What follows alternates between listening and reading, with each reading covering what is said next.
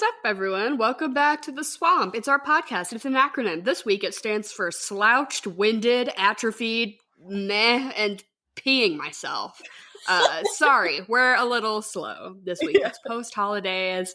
We're kind of in the slump. We've both been, wildly busy with family shit. So sorry this episode's a little late. We know you guys are all lovely and forgiving, but... Anyways, this is The Swamp. It is our podcast. Sorry that my opening joke was not very funny. And it stands for... some whack-ass movie podcasting. But I would call your opening joke very accurate because we're both sitting here slouched on our couches in sweatpants, so... honestly, I came up with our acronym replacement as you and I were sitting here, with the worst posture known to man. Yeah. And I was like, oh, The Swamp stands for slouched, winded... no, dude. It is not some whack-ass movie podcasting this week. I'm you just had a birthday. This is still Dara December. But I'm really starting to feel my age now. Mind you, I'm 24 years old. But I've been having back problems all week. I can't, sit certain ways. I'm sitting there, I'm like, wow, this is what happens after you, 22.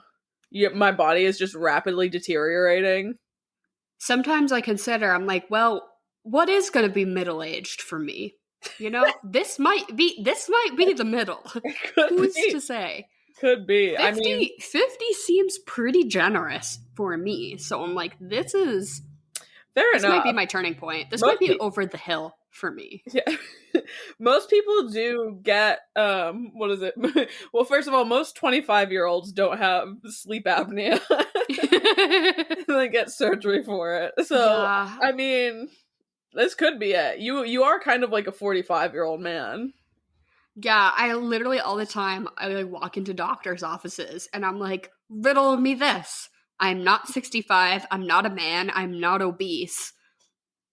What is my problem? Just call me Gerald, the used car dealership owner, because what the fuck is my life? Truly. Danny DeVito in this movie definitely gives sleep apnea. When he says, I'm big, you're small, I'm smart, you're dumb, I'm right, you're wrong. I'm like, you're pointing at yourself and saying, I'm big. Danny DeVito, didn't you direct this movie? Danny DeVito, you are not big. I know that this is a comedy, but Danny, you are very small. Danny DeVito, you're small, she's small. then continued. But yeah, you graced me with the opportunity to pick all of the movies that we cover this month here on The Swamp, and I have had some ups and downs. I don't really know what was going through my mind a lot of this time, but I figured that I would end the month with a movie that I just felt like it was a long time coming. Why haven't we covered Matilda yet? It is really just sort of up our alley as far as shit we really like to talk about. I think a lot of the people who listen to this podcast probably have similar nostalgic experience with this. And I just wanted to sort of end on I wanted to watch this movie this week. I needed this mentally, emotionally. I just needed a good, feel-good, nostalgic banger of a film to sort of round out my December. So that's where my mind was at with this one. I'm just glad that you've really corralled all the lesbians into our listener pot this week, because I am here to talk about Miss Honey. Oh, Miss Honey. Miss Honey. Yep. Yeah, Honey the House Down Boots. Who is that actress, by the way? Her name's Embeth Davidtz. I don't know anything else she's ever been in ever. To me, she's giving young, yassified Sarah Paulson. Yes. Yeah. To me. And not to jump into it right away, but at the beginning of the film, when they're introducing her character, they're like, Miss Honey had a deep, dark secret. Is the secret that she was Miss Trunchbull's niece and was the product of this whole maybe murder situation? But I'm like, is her deep, dark secret that she's a lesbian and that's why she can't have a family and kids? Because to me, it seems like she really wants kids, but she can't because she has this deep, dark secret. And I'm like, okay, so either she's a lesbian or she's infertile. I'm going to go ahead and think that it's that she's, what's her name? Miss Trunchbull's niece is the issue. But she had a deep, dark secret. Gay. Yeah. That's what it's giving to me. To me, the deep, dark secret is that she was in Schindler's List, I guess. Okay, and Beth Davids. She I'm was also sorry, in miss, Girl I with do the not know Dragon you. Tattoo, which I kind of remember where she might fit into that. Both the Amazing Spider-Man movies with Andrew Garfield. Oh, yeah, she plays the dead mom. I did know Okay, that. I didn't She know that. plays, not Aunt May, but like Mhm. Aunt May's sister who died. Ah, I see. I'm pretty like, in Yeah. the flashbacks of when Spider-Man had parents. Yeah, and then she was in Bridget Jones's Diary, which I had just started watching some of those. But shocking. Yeah, everyone knows her from this though. Miss Honey, Oh my everyone's god. mommy gay awakening. Yeah, she really does it for all of the lesbians. I'm not one to talk for everyone most of the time, but I will speak for everyone today. You will be a spokesperson for the community on this day. Yeah. Yeah, Miss Honey invented like cottagecore lesbian Oh, like yeah, aesthetic. easily. Oh my god. The I reason mean, every lesbian gives you jam at Christmas time, that they jammed themselves, that they jarred themselves, every gay woman who knows how to can, it's because they saw this movie when they were at a formative age. Stop. Oh my god. Just at me. Tell me I'm wrong. Yeah, no, you're truly right. But it's every lesbian loves Miss Honey, and they also dress like Matilda. Oh my god. The overalls and the striped shirt underneath Underneath. it. Like, really, that's Rachel Sennett in bottoms. That's who Matilda hit her head really hard and became Rachel Sennett in bottoms. Oh my god. Oh my god. I was gonna say, who's dripped the fuck out? Zinnia? Trunchbull. Oh my god. Zinnia, yes. Trunchbull's outfit goes so fucking hard when they do the slow pan from toe to tip. Yeah. And you see she's got the socks pulled up, love. like the nice wool, like knee-high socks, and then she's got this like bespoke fucking belt buckle of like teeth. Oh. Goes so hard for no reason. And every time she's pressed, she's dressed. And she is looking so fierce. That slicked back bun. I'm like, put that outfit on like Hunter Schafer. Oh! Put her on the red carpet and she's making headlines. Truly.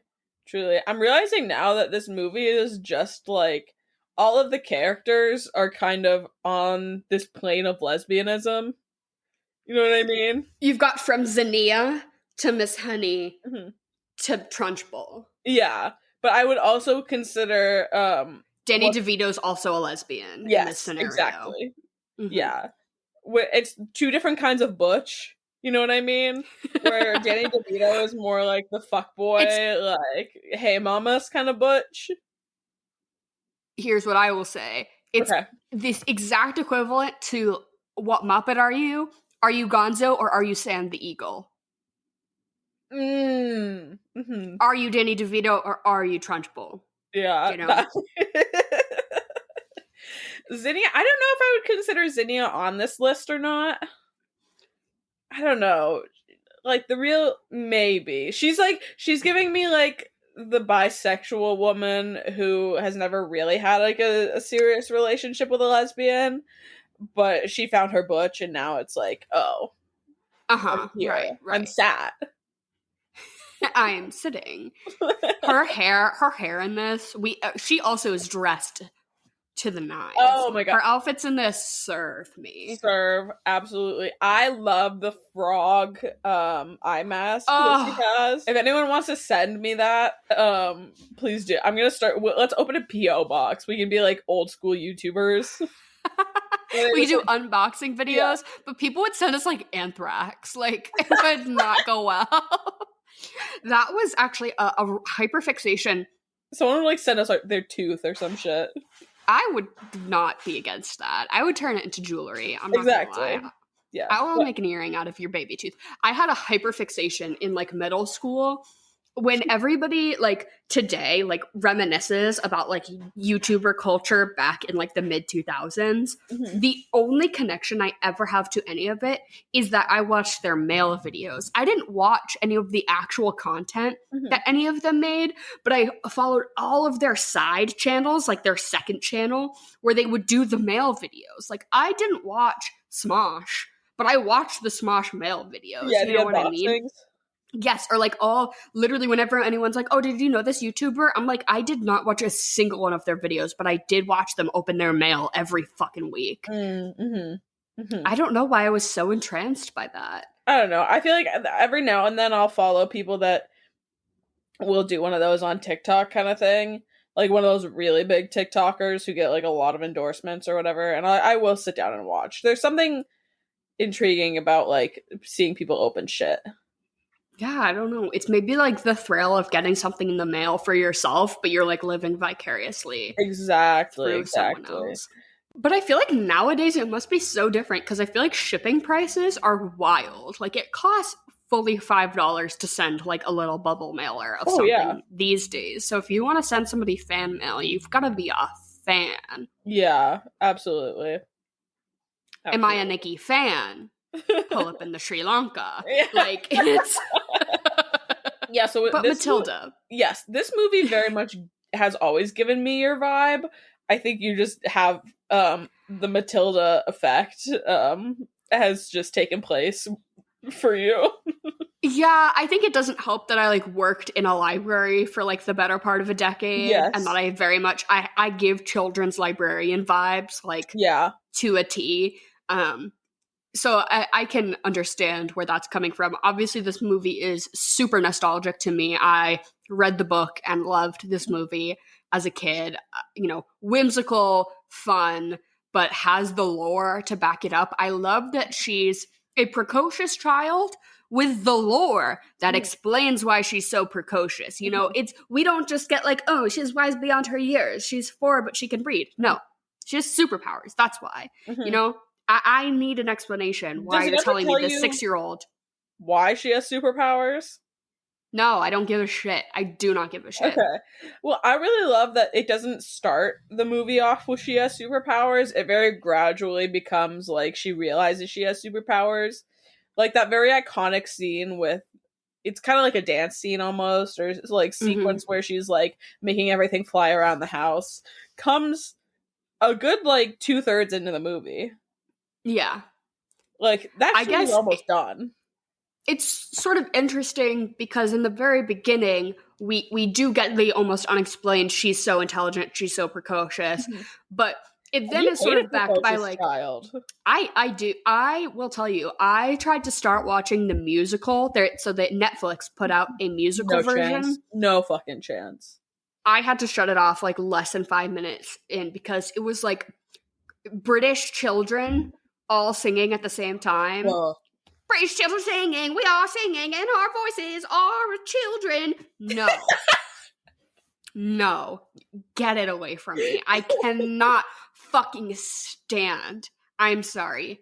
I'm sure maybe it's great. I don't know. I couldn't get more than 5 minutes. Is it a thing about the children, or is it a thing about being British, or is it all erupted? I don't even know if they were British, or if just when a group of children all sing at the same time, it feels very British to me.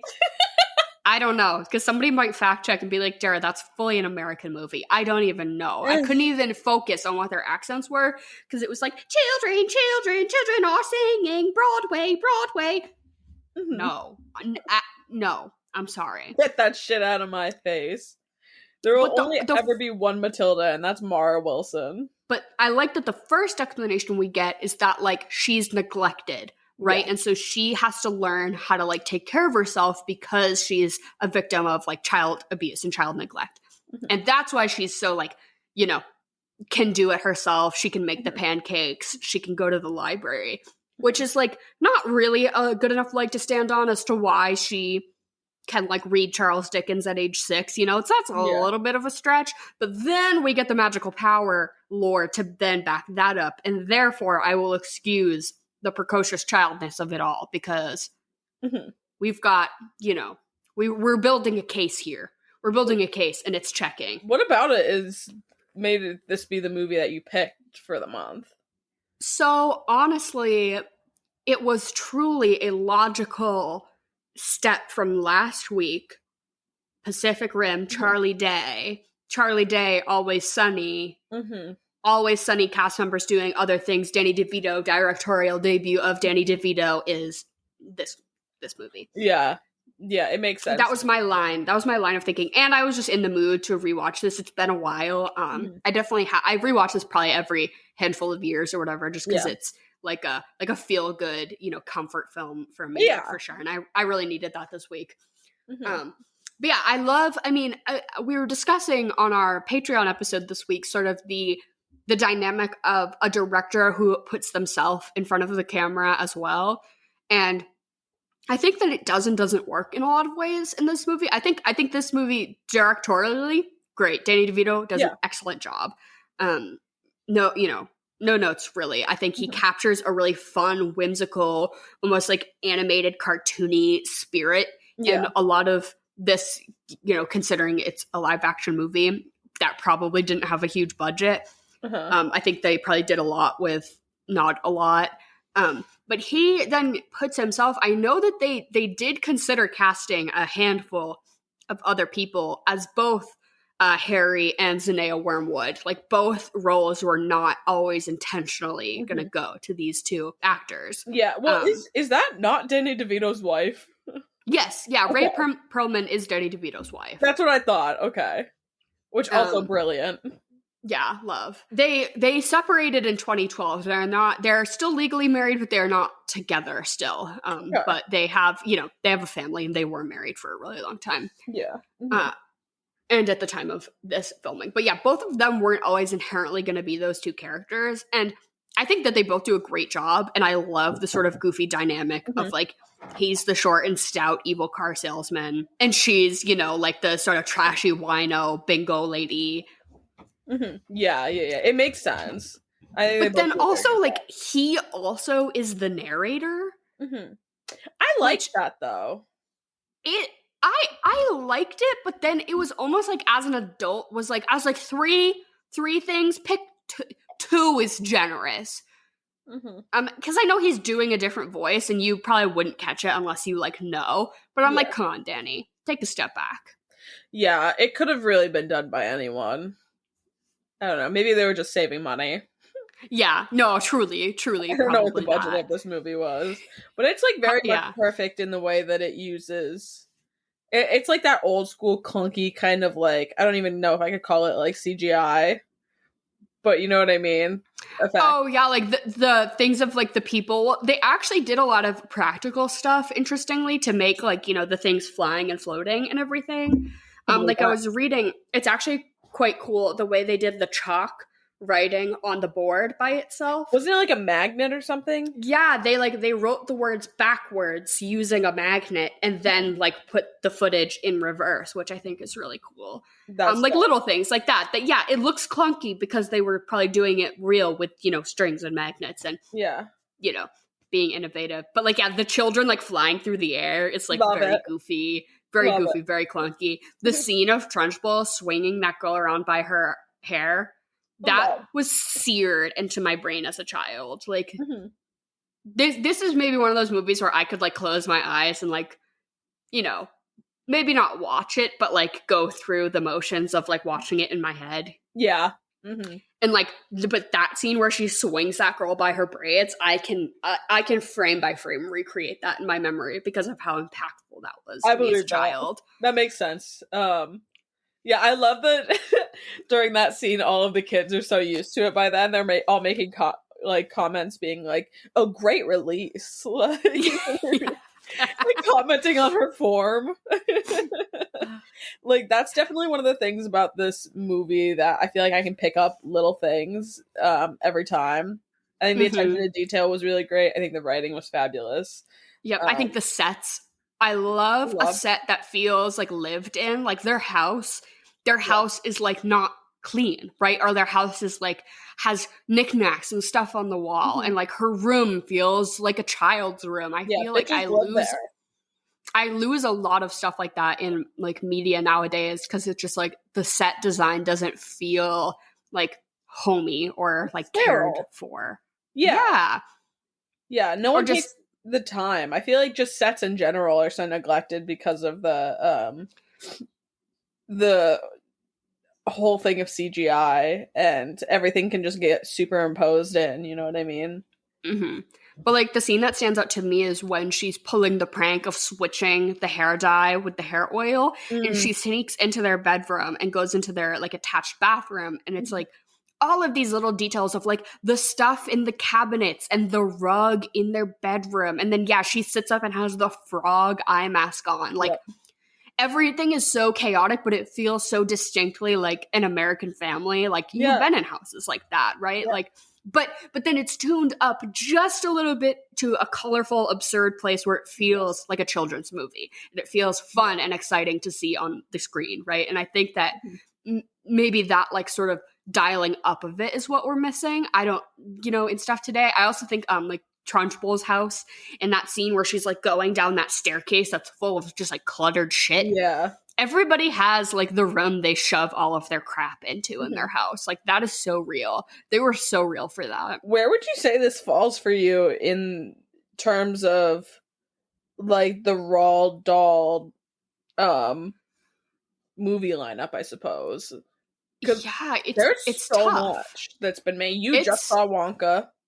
Yep. I love me all of the canon of the Charlie Chocolate, Charlie and the Chocolate Factory universe. Love the Gene Wilder one. I really, the Johnny Depp one is great. Wonka, whatever. Say what you will about it. It was Fantastic, fine. Mr. Fox. Love Witches. Me personally, I love claymation. My brain is tickled, itched, and delighted by the use of claymation. And so therefore, Fantastic Mr. Fox and James and the Giant Peach are like probably in the top tier. Oh, I just fucking love that shit. Oh my God. And then this is pretty high up there. I would put this on the next tier down, and then maybe like The Witches and Charlie and the Chocolate Factory. Yeah. And then, I don't know. Yeah. I didn't realize that Wes Anderson's latest. Yes, I was just about to say. I didn't realize that was Roald Dahl. Did you watch it? No, I didn't. I did. I enjoyed it a lot. It was. It's short. It's like a vignette almost. I would highly recommend it. It's based off of a Roald Dahl. I always say Roald Dahl, and then people correct me that it's Roald Dahl. Yeah, whatever. But I didn't know. I learned from our friends over on the Wonka Watch podcast that he is not a great guy. Yeah, it doesn't shock me.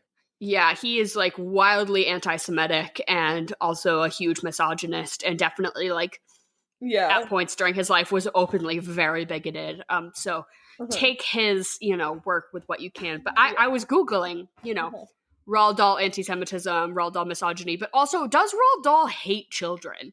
Because I was thinking about this. All of his things are like, this child is a victim of violence, and the whole thing is just constantly, but specifically, I'm like, Roald Dahl hates fat kids. Roald Dahl fucking cannot stand a chubby little boy. Truly.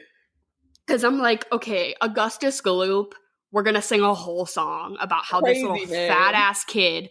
And then in this movie, the scene where they make that boy eat the cake, Bruce. Yep. I'm like, Roald Dahl is so fat-phobic specifically about little boys. Yeah.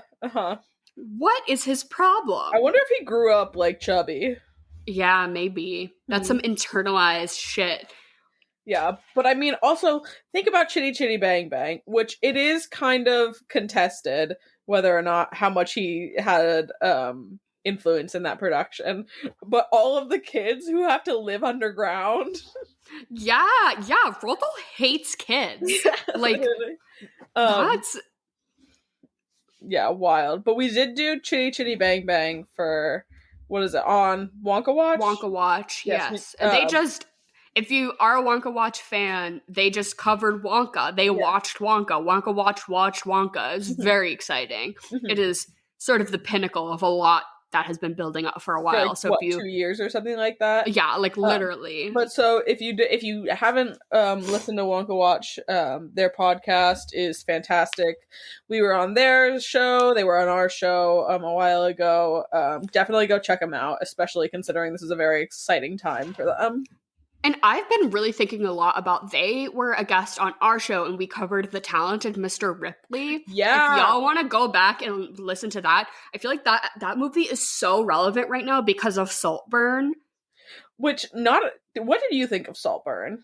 It was fine. I think that in the way that we were discussing Bradley Cooper's director-actor dynamic and that he needs to kind of pick one, Emerald Fennell is a great director and a horrible writer. Yep, exactly. She needs somebody else to write her shit. Like, I'm sorry. It's somebody made the amazing comparison. I don't know who to credit, but it was just somebody on Twitter which said that she is very comparable to Sam Levinson. Yes. As somebody who makes really good directorial decisions but is not a good writer. Yeah. Like, Sam Levinson can make a well-composed and visually enticing TV show, but he just writes bad TV. It's just poorly written.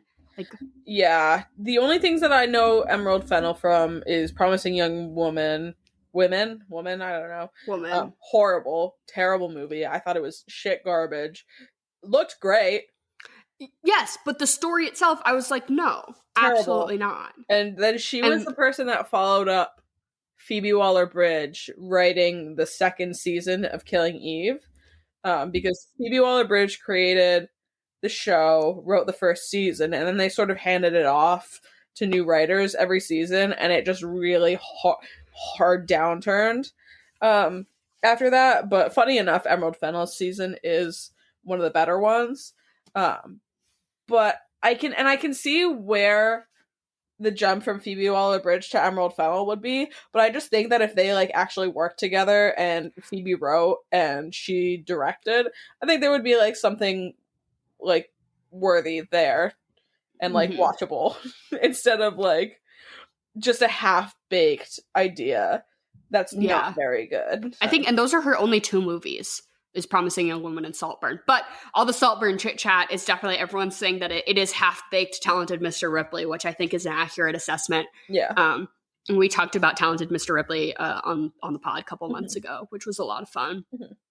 And I had never seen it before, so I'm glad that they, got me to watch that, so now I can like have that comparison. Well, it just feels like straight up ripped from it, you know what I mean? Like, that's the exact same movie. Yeah. You know? But like they're like, oh, but it's aesthetic. But it's in a 1-to-1 aspect ratio. Sure. Get the fuck out of here. I don't know. Get the fuck out of here. I will say, none of it is nearly as shocking as I thought it would be, considering everything that I've seen on Twitter.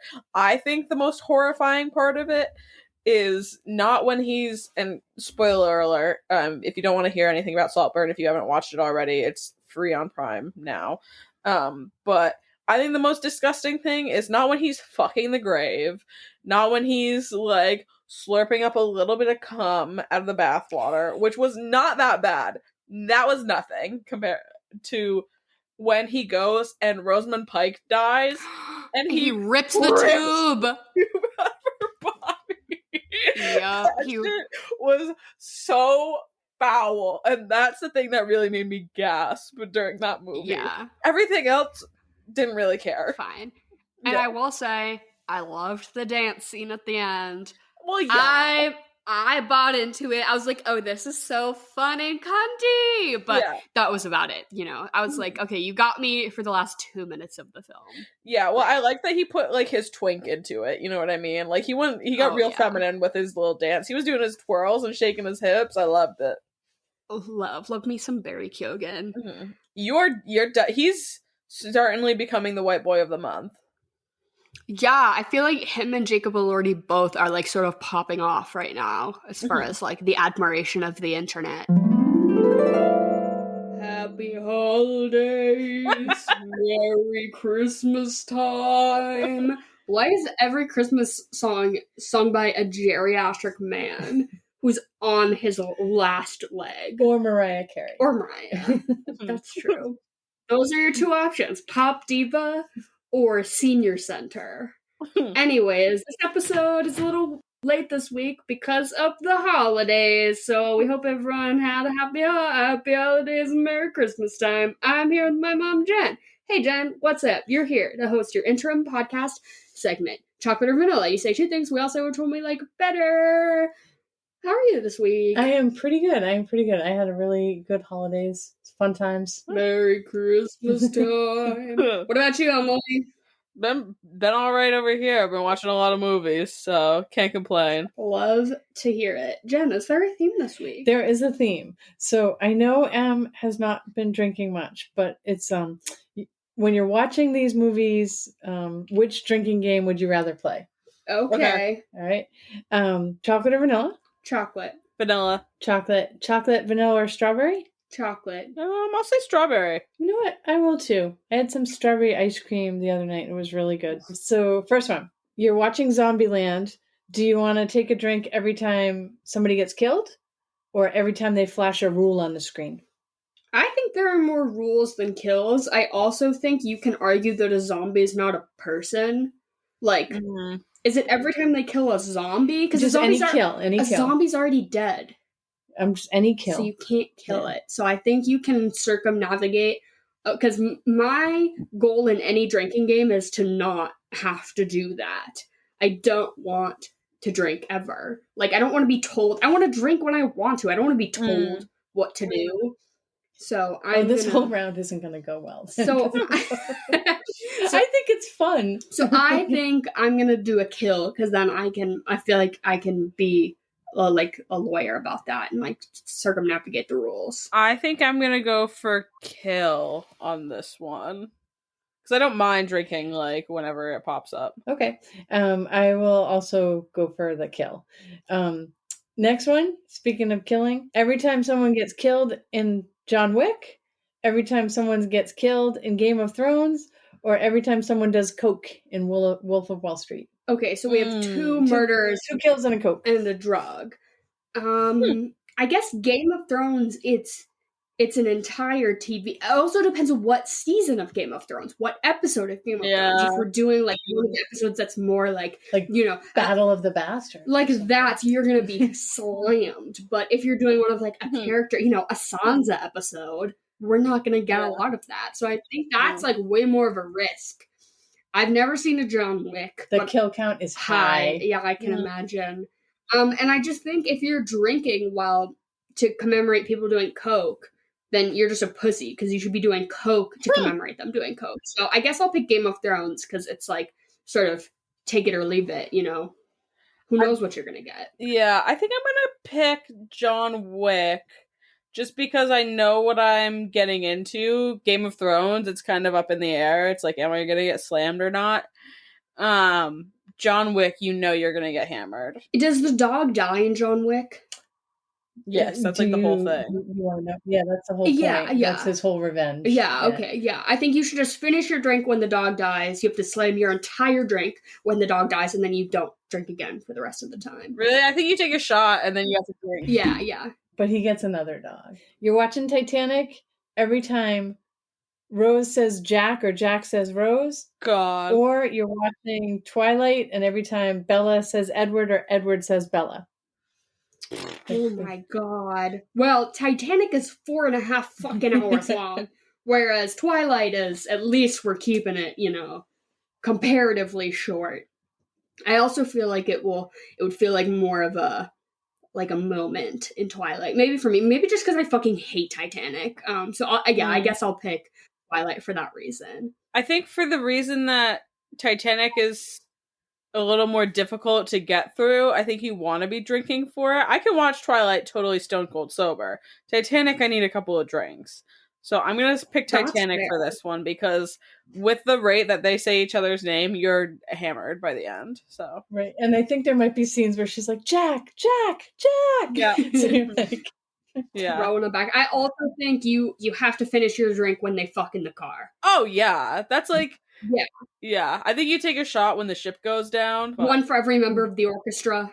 Oh, my God. Okay. Next one, more Twilight. Drink every time Bella bites her lip or plays with her hair. No. Or drink every time a vampire uses their power.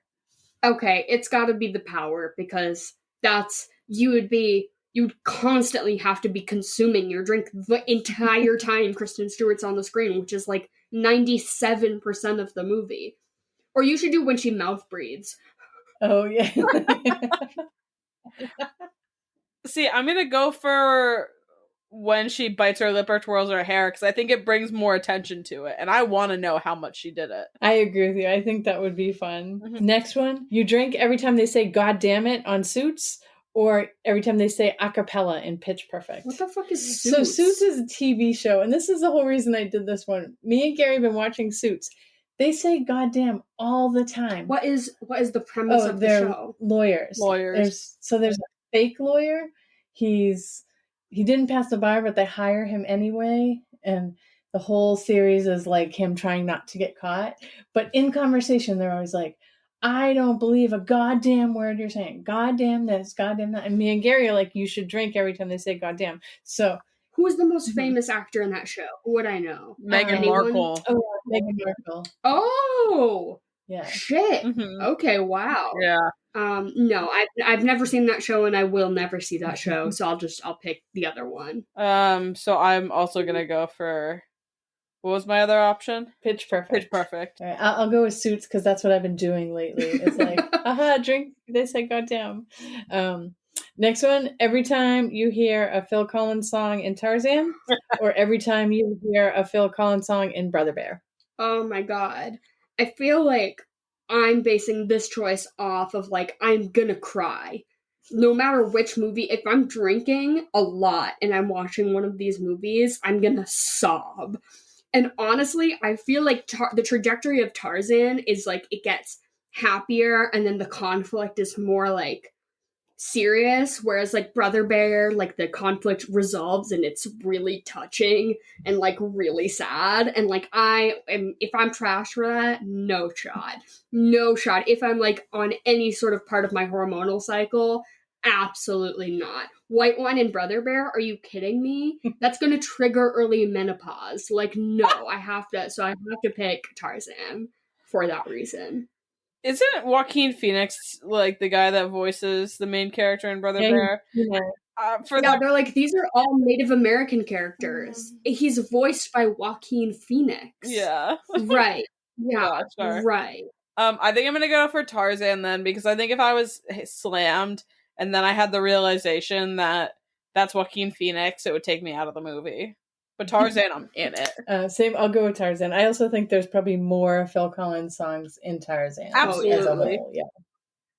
And if I'm just drunk enough when they do the trash in the camp and it's Rosie O'Donnell like scatting, like I'm gonna be scatting with Rosie O'Donnell after That's my doing. 6 obligatory Phil Collins drinks. Yup. Oh, you have to drink a Collins. Oh, there you go. Drink a Collins, watch Tarzan.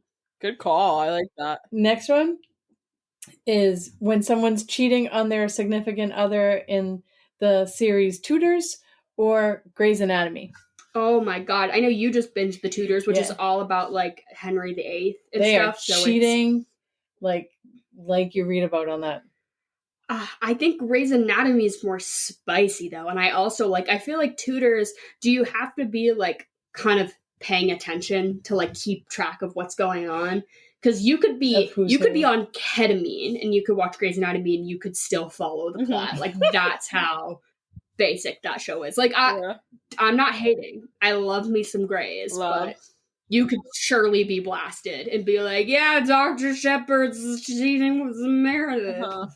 Duh. Yeah, I think I'm going to go for Grey's Anatomy just because I think everyone's way hotter in that series. You should watch The Tudors. They're really hot in that series. Really? Isn't it? My mom's definitely watched it. Is Natalie Dormer the one that was in... Oh, yeah, she plays Anne Boleyn. Yeah, that's what I thought. She's so good. Yeah, they're She's also so very good. hot in that one. I know they made King Henry very hot when he was young. I just watched Bridget Jones's Diary, like the third one or something like that, and they had Patrick Dempsey in it. like shirtless and fucking, and I was like, okay, this is bringing me back.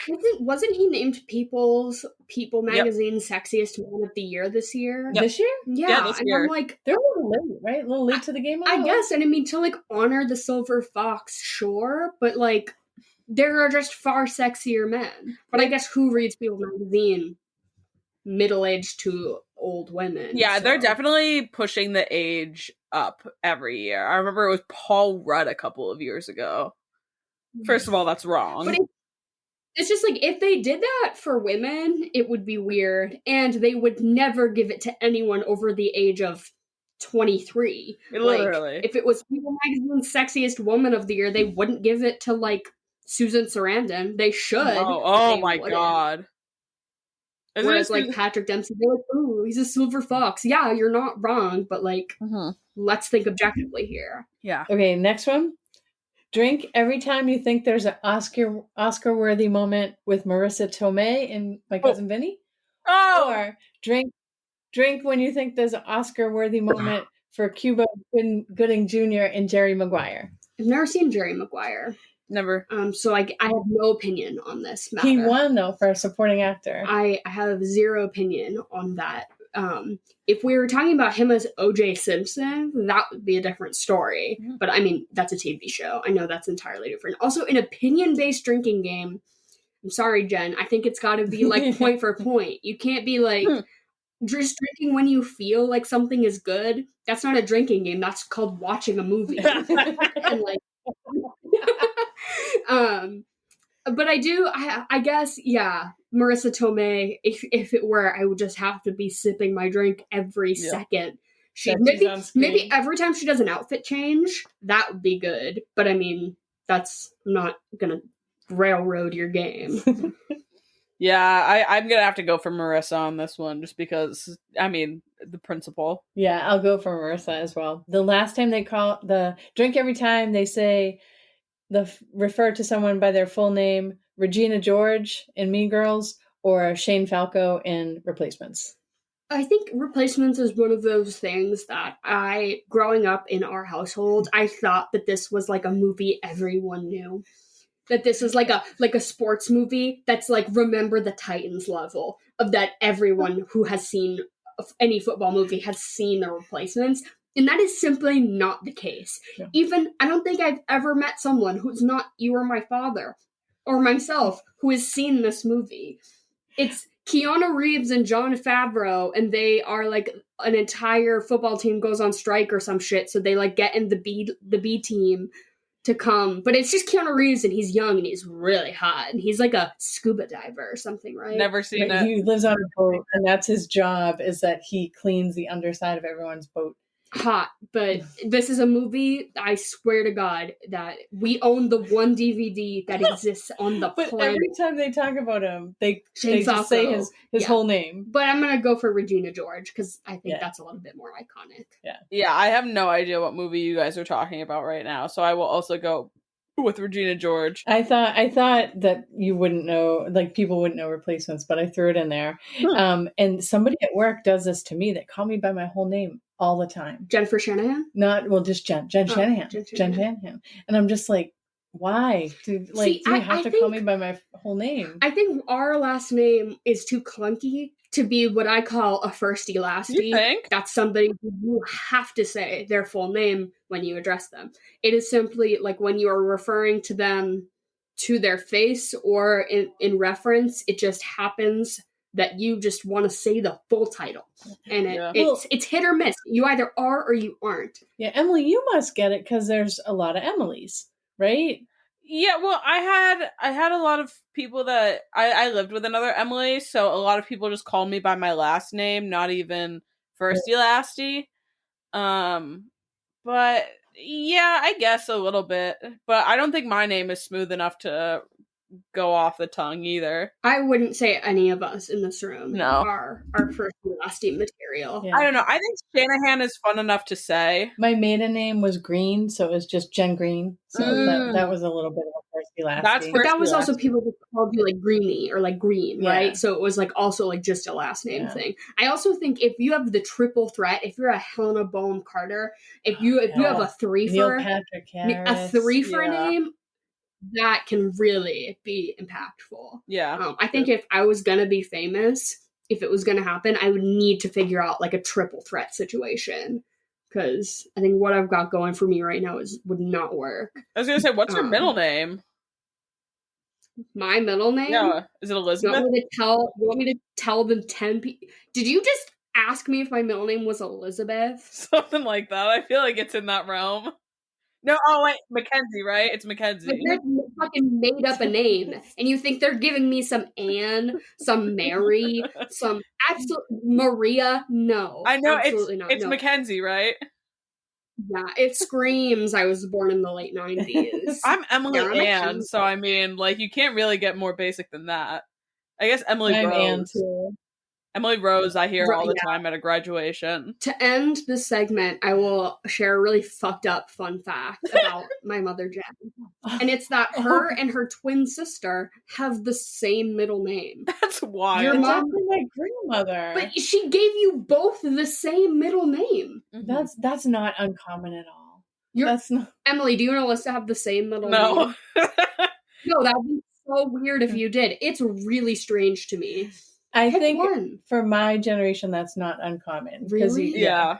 Because you were just always named after a family member. So small families. She didn't have two women. She could pick an Anne and a Margaret, an Anne.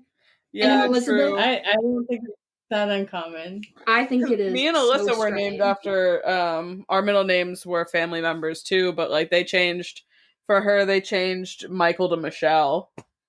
Stuff like that. You can always gender bend it, I guess. And my mom's name was Gladys, so I'll take Anne. Yeah. Yeah. I just still think it's incredibly. They J names for you both, same middle name, twins. But anyway, comment below if you think it's really fucked up to give your twins the same middle name. She didn't give us the same first name. Sound off below. Anyways, Jen, thank you for being. Sorry, I'm like insulting your family lineage. What is it called? Like naming something? Entomology. Sorry, I think that's the study of bugs. Actually. No. All right, Jen, we love you. We'll see you next week. I love you guys. Have an awesome night. Bye. Bye. Have you ever seen the Christmas movie Miracle on 34th Street? No. So Mara Wilson is in it. So Mara Wilson is Really? notably a child. Yeah, so she's notably a child actor. She was in Mrs. Doubtfire. She was in Miracle on Forgot about 34th that Street, and she was in this. And these were like the three like really big things Yeah. she was in as a child actor. And then her whole career trajectory and life story is like actually like kind of sad and pretty interesting. And she talks very openly about it now, about how like as soon as she started to go through puberty, like everyone started treating her really differently. And like directors were like, you can't play little kid roles anymore. And like she was so known for being like a precocious, overly smart young girl that they were like, we can't cast you as anyone under 12 now that you like have boobs. So you're done. Like you're, and it was basically sort of the sense of like, we can't sexualize you yet. And you can't be a child, so there's nothing here for you. Yeah, there's which no is like, role. and like that's incredibly gross, but that's just like the way Hollywood is, and I think it's really comparable to sort of like the Olsen twins experience. How as soon as they stopped being the little girls on Full House, they started being like really sexualized from a very young age, just because like that's how, the male gaze was like, young blonde women, but like Mara Wilson did not have that same experience. And they were basically like, oh, you're not hot yet. So you're kind of out, you can't be a little kid anymore. So you're done here. And so she turned mostly to, I think she like writes now a lot. And I know she's like acts occasionally and stuff. I was wondering she's- what she did now. Yeah, I think she's a writer. She's definitely a great person to follow on Twitter. She's like super candid, very just Love it. But yeah, I think she's a writer, and I think she has like a biography where she talks about a lot of her early Hollywood experience. Yeah, that makes sense. But I feel like if we're ranking like tier performances, right? Like Danny DeVito and Ray Perlman are excellent, right? Great. I'm going to put Miss Honey in there too. And I'm going to put Miss Honey in there with them. Like, good. Like, does a good job, right? And then the next tier up, we're stepping up, I think, Mara Wilson eats. She's doing great. Easily. I'm putting fucking Pam Ferris as Trunchbull at the top of my fucking pyramid. She eats it up. She eats in this movie. This watch for me was like the Pam Ferris admiration watch. Yeah. She just absolutely, she's hamming it up, but she's also genuinely a little scary. Like, yeah, she's not too silly to not still be scary. Like, you know that woman has hate in her heart. And I just love, like, the whole character design of Trunchbull is so interesting to me because it's, like, the fact that they chose to make her a woman, but also be, like, buff and scary and physical is, like, so interesting to me. And then the fact that they're like, oh, let's back it up by saying that she was, like, an Olympic javelin thrower. Like, that she does Olympic shot put is the reason why she's so good at abusing children. What the hell? And then, yeah, the drip.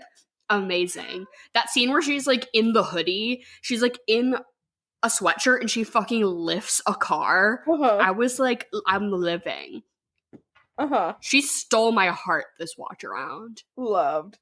I didn't realize that she what was it?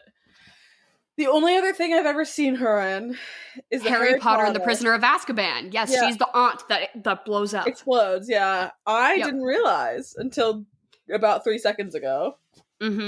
Yeah, that's about from her discography. That's all I really know notably of her. But she, oh my god, she just really does it for me in this. She's always like a little sweaty. Dude. She's always like sweaty and angry, but like the slicked ponytail. Oh, the bun. Yeah, the bun was bunning. Nah, it's really a fabulous performance. And there just was some magic in the air the day that they filmed that cake scene. Yeah. Why is that a cinematic fucking masterpiece? They're doing like crossfade overlays of like Bruce eating the cake and like shadowy figures coming out to be like, go Bruce, and like like Trunchbull looking over, and then the cook is coming in, and it's all like a fever dream, and like that's what it feels like to eat a cake by yourself. They captured the feeling of like, do you know when you get the meat sweats? When you, like, eat a little too much meat and you start getting a little sweaty. Yeah, sure. This is, like, it's like if I had to eat a Philly cheesesteak right now, like, about halfway through, I would start to get a little cross-eyed. Yeah. That's, how did they capture that so beautifully, so poignantly in this movie? Exceptional. I love the little girl who plays Lavender.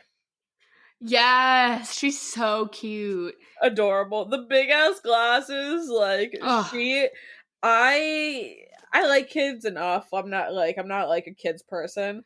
I don't.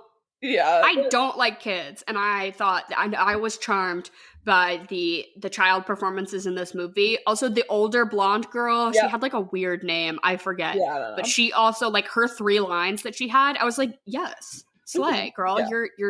You're Lavender, making the most out of this performance. She was a cutie pie. I just wanted to eat her up.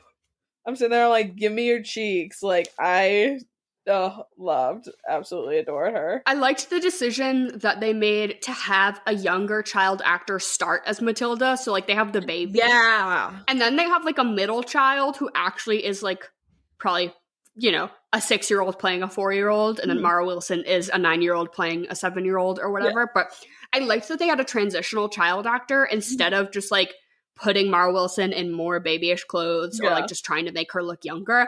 I like that notion that, like, you can get multiple child actors. You can get other people to play younger versions of characters that aren't just them. I am so fucking sick and tired of the CGI-ification of making people look younger or older in movies. I'm not an idiot. Your audience is not stupid.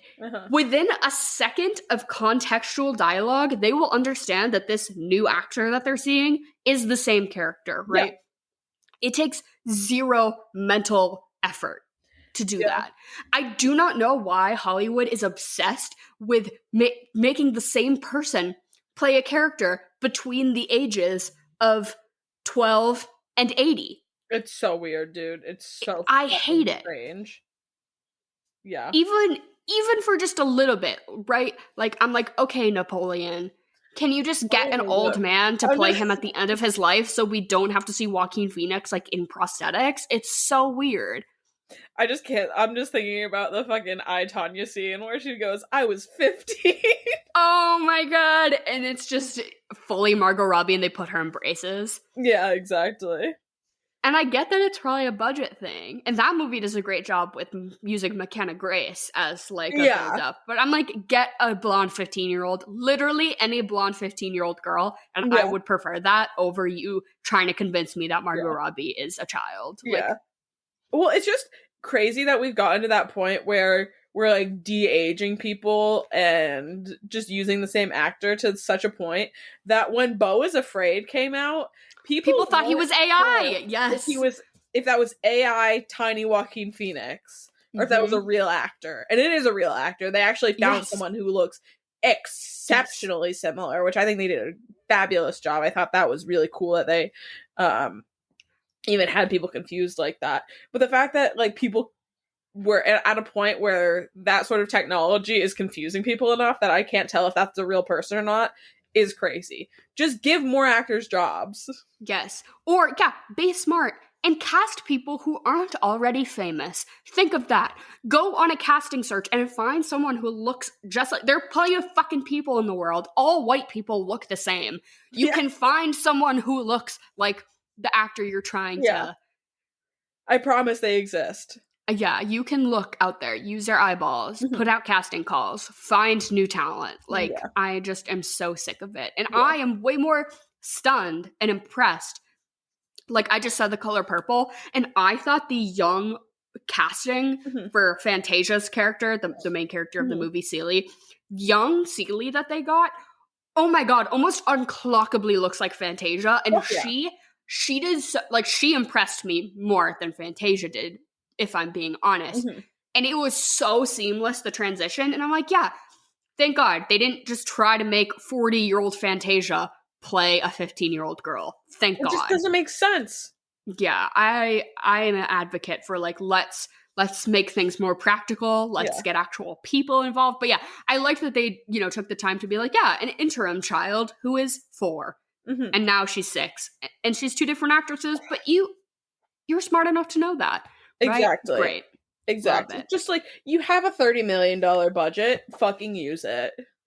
And they're in one scene. That child actress was probably in, like, all of 3 minutes of screen time, right? Yeah, something That's like a day of work. Yeah.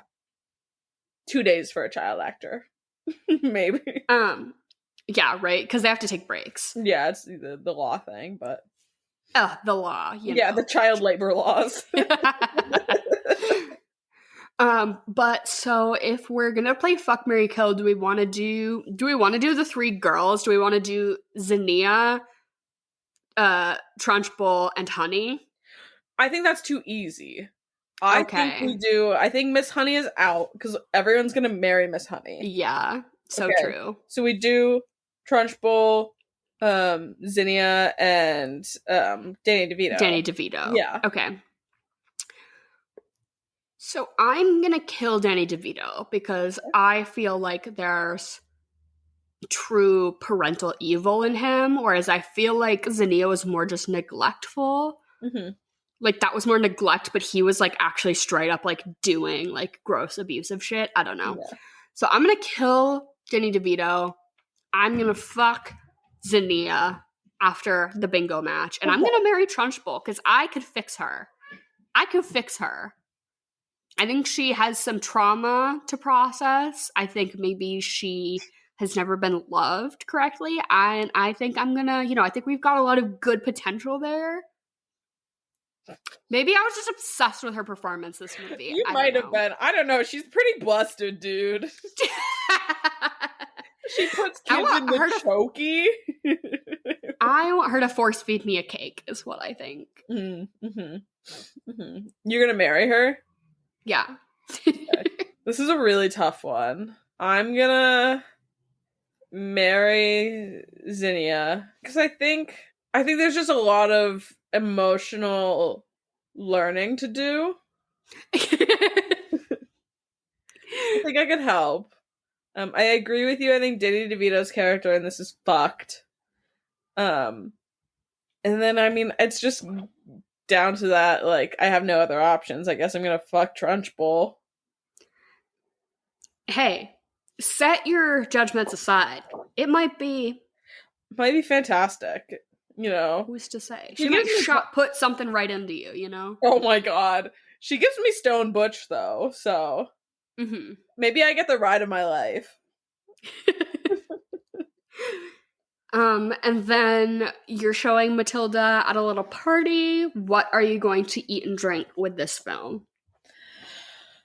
What did I say? What did I say for drink, easy. I think these are very like, it's very Miss Honey and Matilda sort of, or like, what do I want to eat in their little cottage with them? I want a big stack of pancakes, with strawberries and bananas and whipped cream. And then I'm gonna make a bee's knees. Yep. Which Love is that. Yeah, just low hanging fruit, but it just makes sense for me. I think they have like this Tanqueray like orange sort of gin, which I think is really good if you use it at a bee's knees. Very floral, very fruity. Yeah. What about you? I very similarly went the pancake route because we've got that scene of Matilda making the pancakes for herself, which is like very iconic to me. That like really stands out. But I think instead of pancakes, you dial it up and you make crepes, which is sort of like maybe a more fun pancake. And then I think if you want to combine it with the chocolate cake scene, have you ever seen people make those crepe cakes where you do the crepe and then like the cream and then you layer it until you can cut a slice of, I think that sounds like a lot of work. So if you just want to make crepes and you just want to like dress up your crepe with some fucking Nutella and some strawberries, I think that is more than enough. But if you want to go through the effort of making a crepe cake, I think that could kind of eat this movie. That would really. And then I didn't even really say anything alcoholic. I just said a big cup of juice. That's what I want with my crepes. I want like a big old fucking cup of OJ. Yeah. Right? It's like I want my crepes and my OJ, and I want to watch Matilda. And I'm 10 years old, you know? I like that for you. And what are you going to watch after Matilda? I'm going to watch Carrie. I also went this route. Yeah, I feel like, you know, Matilda is young Carrie, you know, girl with a bad home life who has like psychic powers that, you know, really kick in when she is very stressed or going through, you know, the trials and tribulations of girlhood. I think that this movie is just like PG Carrie. So I think you watch Carrie after this. I said The Craft. Yes. And that's a little more like a little more chaotic, but I love the turn of like from Matilda to like witchy teen girl. Yeah, for sure. Let's give it a 180 on this. Yeah, love that. And then out of 10, I'm gonna give this movie an 8. I think it's just a lot of nostalgia for me, but I think it's a lot of fun. I think it's like the ultimate comfort movie. You know, is it perfect? No. Is it like the greatest film ever made? No. But like I just love it, and I think that it's got good bones. Yeah, absolutely. I'm gonna give it a 6 for that reason. Yeah. And I feel like it's just been a long time coming. I'm like, why haven't we covered Matilda? You Honestly, a little shocking. Yeah. Yeah. It's one of those that if I, you know, was in a hazy state and you're like, you've covered Matilda, I'd be like, yeah, probably. Right. Like at this point. Yeah, the list of stuff we've covered. There's sometimes people will ask like, oh my God, you haven't done XYZ. And I'm like, you'd think, right? Like you'd think, but no. Because we've done how many movies at this point? It's been about, hold on. It's 52 weeks a year. It's been almost 3 years. So like that's like over 150 movies. It's a lot of movies. It's a lot. It's a lot of movies. You guys, we're going to run out. We're going to have to start. We're going to have to start. What would be our next? Reading books? God, no. Jesus. I don't know I can't do that. No. Or are we going to have to start watching TV series? I'd make you watch Lost, and then we'd have to end the podcast because you'd be so underwhelmed with my. That's if it was my month and I had to force you to watch a TV show, I would make you watch Lost. I'm saying that much, and it would not go well. It would be a Pacific Rim situation in which the way I've made it out in my mind is not necessarily the truth. Yeah, I think I'd make you watch Dairy Girls. I just finished that. I love Dairy Girls. Have you seen the last season? No, I have watched enough of it, only half, like, absentmindedly, that I don't actually, like, I could probably start from the beginning and still, like actually pay attention to it. It's one of those that I always just put on when I'm, like, folding laundry because I just like the timbre of their voices. Yeah. I just like the way that they talk, that I'm like, oh, this is, like, soothing to me. That's exactly it's like white what noise. I do. Right? It's like nice white noise that I'm like, ugh. Exactly. Right. But I just finished it last night, the final season, and now I'm just listening to the Cranberries. Oh. Love that. Yeah. But thanks everyone for putting up with us this month while we were a little late sometimes. You know how it is. Yeah. And can I reveal our theme? I was going to ask, because I think we need a lot of recommendations for next month. Yes. I'm hoping y'all write in. Also, no words to the Swamp theme song. An epic failure on the listeners' behalf, all 10 of you. We did not make it to 100 iTunes reviews or bump our star rating at all on Spotify. So the Swamp theme song will never be getting words. Maybe y'all actually were, like, scared of that, and you were like, I don't want that. And you're like, I'd really hate to hear that, actually. But our theme for next month, we're going to do White Boy of the Month. Because we feel like that's, like, very it right now. I feel like maybe we're going to be a little too late with it in January, but I feel like right now on TikTok, the ranking 1 through 10, the filter, that's, like, huge right now. So we want to do White Boy of the Month. I think we're basically considering it, like, White Boy of the Month Mount Rushmore, right? Mm-hmm. Like, who are not necessarily right now, but throughout history, throughout our lives, who have been the White Boy of the Month. Mm-hmm. So I'm sure the big ones are coming to mind for a lot of people, but give us your arguments or your suggestions as to why we should watch certain movies that I think we want to, like, exemplify their White Boy of the Month-ness, not necessarily just, like, a movie that they were in that we like, but, like, the thing that they are, like, at their peak for. Yeah. Mm-hmm. So considering all of that, please give us your suggestions. Also, if you don't know the concept of, like, White Boy of the Month, it's basically like a meme or whatever that basically, I don't know where it started, but to me, it kind of started with Logan Lerman. Yeah. Of just, like, everyone collectively being obsessed with this, like, skinny little white boy who just out of work. Rocking everyone's world simultaneously. But now it's basically just, like, what Twinkie white boy is the internet obsessed with at any given moment. And I think it's moved a little away from, like, Twinkie, but also just the phrase white boy of the month. Like, my white boy of the month, like, for nostalgic purposes, Josh Hutcherson. That was my man. Yes, we're all rallying behind him. Exactly. We want to protect him at all costs. But, like, right now, I would say Barry Keoghan is the white boy of the month after Saltburn. Yep. Mm-hmm. Yeah, I don't know if Jacob Elordi, he might be too tall. Yeah. I think, can you be white boy of the month if you're over 6'5"? Like, I don't think that's allowed. I don't know. Yeah, I feel like it's a very short king sort of thing, but also it's like everyone's like talking about, like, there's certain photos of him where it's like he's acting like he's petite. He's so baby girl. Like, he's so maybe, like, that's baby girl. Yeah. That's my girlfriend. Yeah, very that energy. Yeah. But yeah, if you have suggestions or, just Google White Boy of the Month, you'll get it within a second. It's very Josh Hutcherson whistle edit. It's in that vein. But we love you all. We're excited to get into this for next month. I feel like we're going to get a little chaotic, a little unhinged if we haven't been enough already. I hope so. I've been feeling off my rocker lately. I'm not going to lie. I think we need to bring that energy back. I think we haven't done, like, we don't really do drunk podcasts anymore, which is, I feel like, when we got the most chaotic, but I think we need to bring that energy back. But that also caused me a lot of grief in the editing process. Not that I've ever done a good job, but I remember, like, sober listening back being like, what the hell am I going to use out of all this shit?